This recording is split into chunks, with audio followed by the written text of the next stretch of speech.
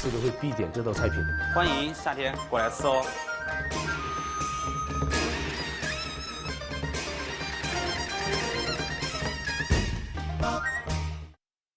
Bonjour à tous, je suis Emilia, bienvenue dans Secret des Chefs, l'émission qui donne l'écran.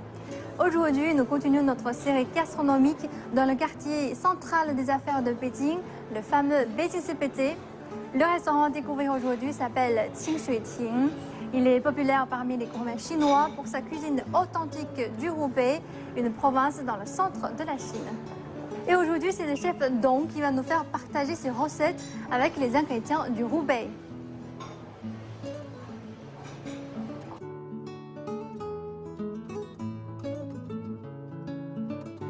Bonjour à tous, je suis Dong Lei, je suis le chef du restaurant Qingshuiting. J'exerce ce métier depuis 16 ans. Je suis fort en cuisine familiale du Hubei. Bonjour chef Dong, vous allez nous présenter 3 recettes. Quelle est la première? La grosse tête de poisson de Dantiang à l'huile de camélia. Pouvez-vous présenter les ingrédients? Une tête de poisson, de la coriandre, de la cive, du piment séché, notre huile spéciale, à savoir une huile aromatisée à l'anis. Par ailleurs, les poivrons verts et la carotte seront utilisés pour la soupe. Quel genre de poisson faut-il? Y a-t-il des exigences? C'est ce qu'on appelle la carpe à grosse tête. On choisit ce poisson du réservoir de Dantiangkou, l'une des sources du projet de transfert d'eau sud-nord. On utilise un poisson à grosse tête de 4 à 5 kg pour préparer ce plat. On l'a coupé environ 7 cm en dessous de sa base. Ensuite, on coupera en tranches la partie caudale. D'abord, on verse de l'huile de camélia dans la poêle, parce qu'elle est bonne pour la santé. Je sais qu'elle contient environ 90% d'acides gras non saturés. On dit qu'ils ne font pas grossir. Quand l'huile atteint environ 120 degrés, on peut y mettre la tête de poisson. C'est bon. Comme ça, lentement. La température de l'huile ne doit pas être trop élevée, sinon elle ferait frire tout de suite la peau et la chair. Le processus doit donc se faire à basse température. Premièrement, le poisson ne perd pas ses nutriments. Deuxièmement, cela n'affecte pas son goût. On fait frire environ 5 à 6 minutes. On procède ainsi jusqu'à ce que ce soit à point.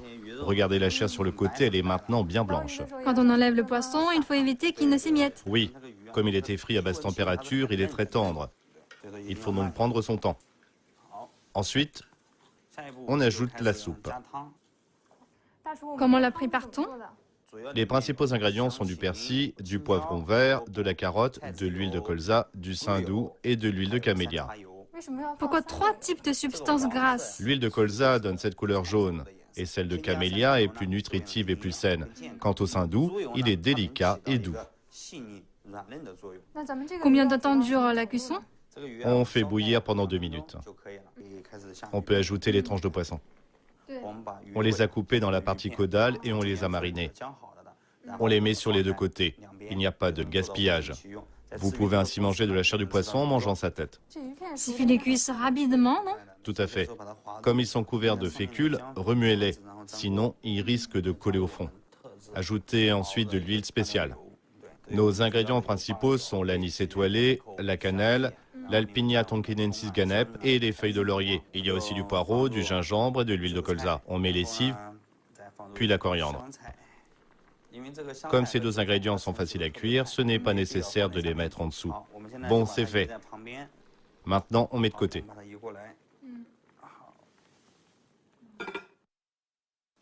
Bien, on met de l'huile sur le feu. Quel type d'huile? De l'huile de camélia. Sa température doit être un peu plus élevée pour faire ressortir son parfum. D'abord, on ajoute de l'ail écrasé. Pourquoi en met-on en premier? Parce que l'ail est plus long à cuire.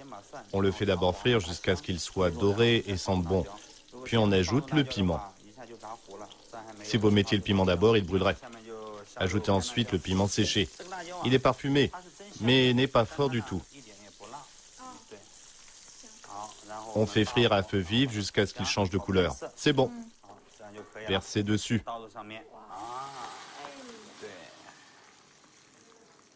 Bien, voilà la grosse tête de poisson de Danjiang à l'huile de camélia. Notre deuxième recette du jour est le pain au sésame. Chef, quels ingrédients utilise-t-on? Des graines de sésame, de la levure, du sucre, de l'alcool de riz et de la poudre à pâte. Y a-t-il des exigences concernant la farine? On utilise de la farine riche en gluten. Elle donne de l'élasticité et de la mâche. Elle rend le pain plus croustillant à l'extérieur et tendre à l'intérieur. On prépare d'abord la pâte, non? Oui, on a ici 1 kg de farine. On ajoute d'abord la levure, 5 grammes. On ajoute un peu de sucre, 6 grammes. Bien, ajoutez la poudre à pâte, juste un petit peu, parce que l'alcool de riz fait aussi office de ferment. 3 grammes, ça suffit. La fonction principale de l'alcool de riz est la fermentation. Oui, outre cela, il ajoute du parfum et de la douceur. Il faut non seulement ajouter le riz fermenté, mais aussi le liquide. Enfin, on verse la quantité d'eau appropriée. Le rapport eau-farine est d'environ 1 pour 1. On le fait en 2 ou 3 fois. L'eau est à température ambiante, n'est-ce pas? Oui, c'est ça. Jusqu'à quel point faut-il pétrir la pâte? Jusqu'à ce qu'elle soit lisse. Elle est comme il faut. Oui, presque. Ensuite, on la retire. On va la mettre sur une planche. Oui. Le pain aura-t-il le goût de l'alcool de riz qu'on a mis dans la pâte? Le goût de l'alcool de riz ne sera pas prononcé, mais il sera subtil. Bon, on y est presque. Mettez la pâte dans une bassine pour la laisser fermenter. Quelle température faut-il pour cette étape? Environ 30 degrés. On laisse fermenter pendant 90 minutes. On recouvre d'un film alimentaire. La pâte va gagner en volume. Elle va doubler de taille. Il suffit de patienter 90 minutes. Comme ce temps d'attente est un peu long, le chef nous a préparé une pâte déjà fermentée. On constate que la pâte a beaucoup gagné en volume, sa surface est souple et il y a beaucoup de bulles à l'intérieur. Oui. Ensuite, on la sort. C'est le moment de la tremper dans les graines de sésame. Une partie en est couverte. J'imagine que ce sera croquant. Après, on travaille la pâte. Bien, on la retourne. Maintenant, on l'étale uniformément. Elle semble vraiment molle. Environ 4 cm d'épaisseur. On grille ou on cuit au four? On grille. À quelle température? On utilise une plaque de cuisson électrique qu'on porte à 150 degrés. La cuisson dure environ 40 minutes.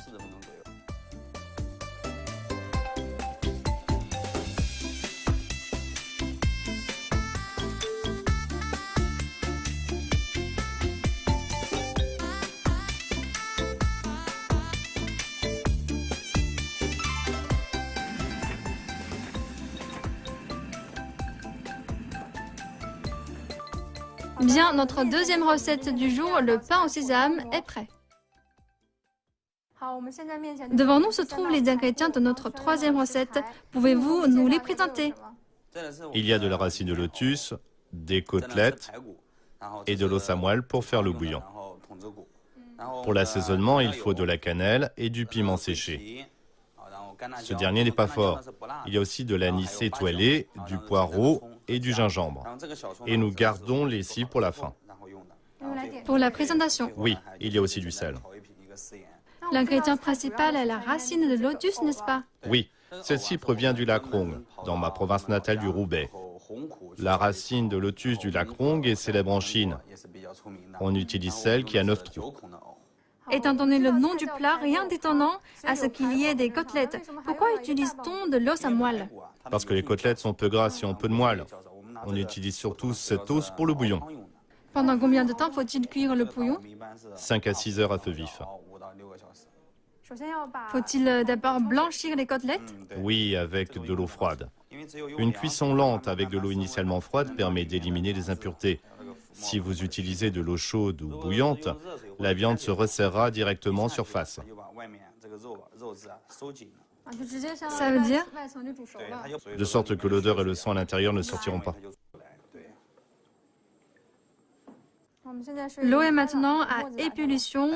Le sang et les impuretés sont sortis en écume. Cette étape consiste principalement à éliminer les odeurs désagréables. Il n'y a plus de mousse de sang, on sent les morceaux. Même après avoir écumé, de la mousse reste toujours coulée à leur surface. On nettoie simplement avec de l'eau.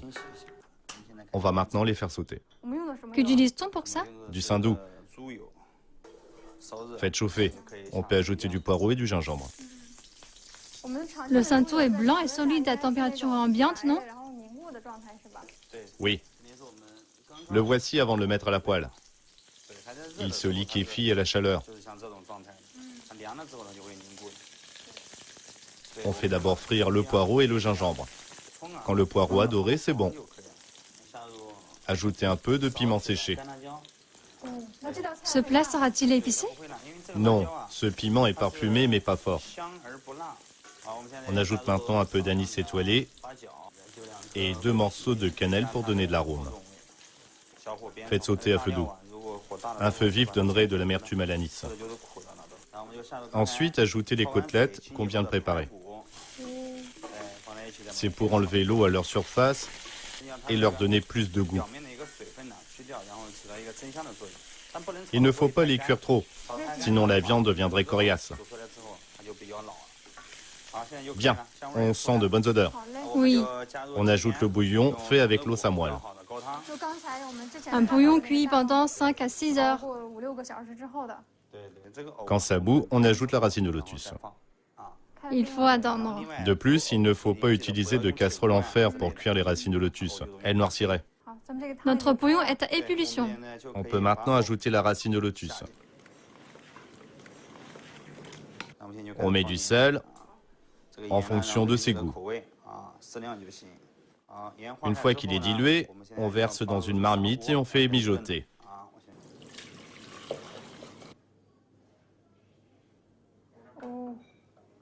Cette étape dure environ 1 heure.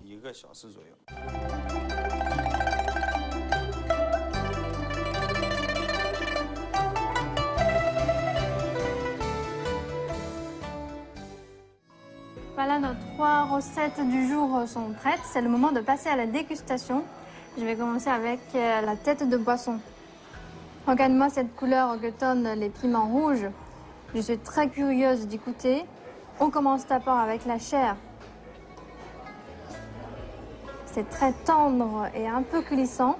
C'est légèrement pimenté, mais ça n'empêche pas le palais de percevoir les saveurs des autres ingrédients. Ensuite, on va manger les joues. C'est gélatineux et moelleux, puis ça fond dans la bouche. Ensuite, passons au petit pain au sésame. La croûte est croustillante et l'intérieur moelleux. Il y a également un délicieux coup de noisette apporté par les graines de sésame. J'aime bien le sésame, c'est passe-tout en cuisine.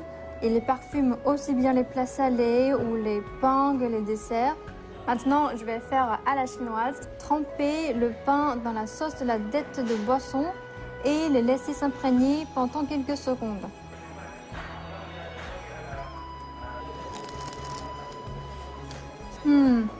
C'est un duo gastronomique parfait. Et ça remplit bien l'estomac, je n'aurai plus faim après. Mais il me reste encore une soupe à côté. Allez, goûtons-le maintenant avant qu'il n'y ait plus de place dans mon ventre. C'est une soupe savoureuse. Elle est légère en bouche, mais elle a absorbé les saveurs de l'os à moelle et des légumes. La racine de lotus a une caractéristique unique. Quand on croque dedans, on voit des filaments qui relient le morceau au reste. Les côtelettes sont tendres et fondantes en bouche. C'est très facile à manger. Je vous recommande fortement de l'essayer chez vous. C'est ainsi que se termine cet épisode de Secrets de Chef. N'hésitez pas à partager vos commentaires sur ma page Facebook Emilia chaîne YouTube. Et à très bientôt pour de nouvelles recettes à découvrir dans le BTCPT.